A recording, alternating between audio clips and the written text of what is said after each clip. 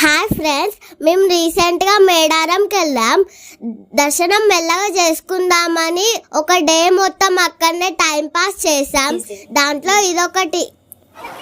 జంపన్న వాగులో స్నానం చేసినాక దర్శనంకి వెళ్ళాం ఫ్రెండ్స్.